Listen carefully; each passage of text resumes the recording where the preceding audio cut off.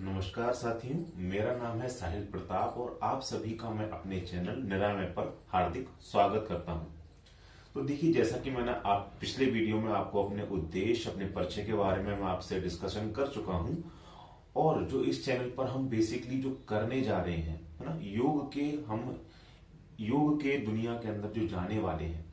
तो बेसिकली योग के अंदर जाने से पहले जिसके बारे में हम जाने वाले हैं, जिसके हम साथ साथ चलने वाले हैं, कम से कम पहले उस चीज के बारे में जान तो लें आखिरकार वो चीज है क्या। ठीक है। तो योग बेसिकली आप देखिए क्या है, मेरी दृष्टि से देखने की कोशिश कीजिए। देखिए, आप अगर देख रहे होंगे तो बेसिकली योग को आज किस तरीके से अपने भारत में या आसपास अपने एनवायरनमेंट में किस तरीके से उसको रिप्रेजेंट किया जा रहा है।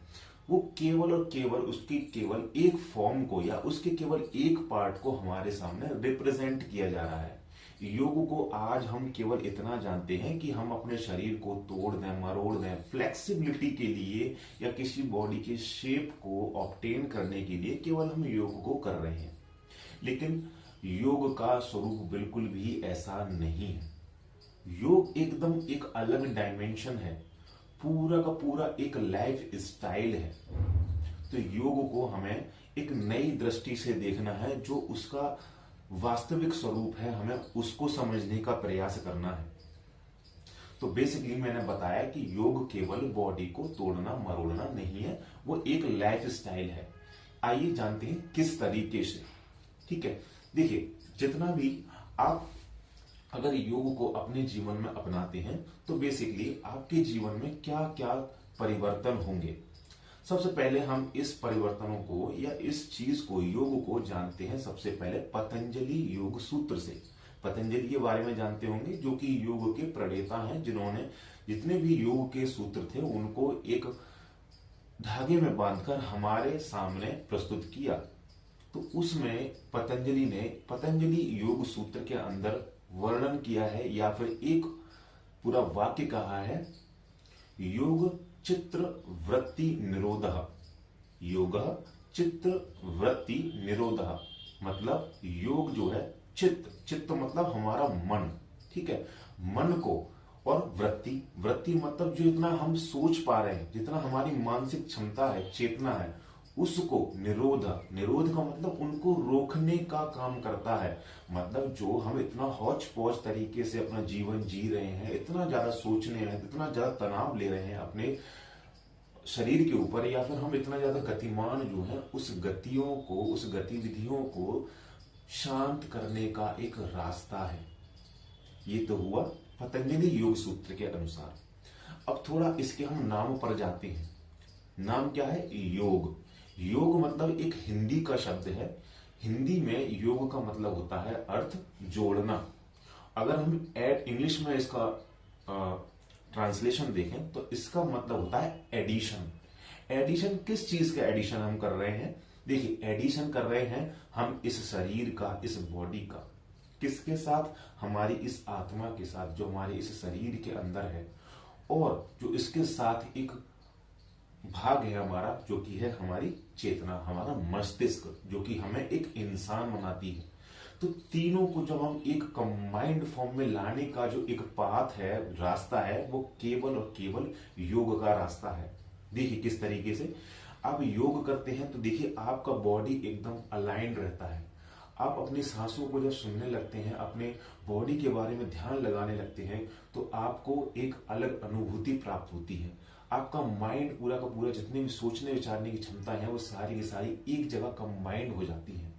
तो इस तरीके से जो हमारा योग है, हमारी आजकल की या फिर हमारे जीवन भर की भाग दौड़ की, है ना, भाग दौड़ को बहुत ही कंसंट्रेट फॉर्म करने का काम करता है, बहुत हमें शांत बनाने का काम करता है।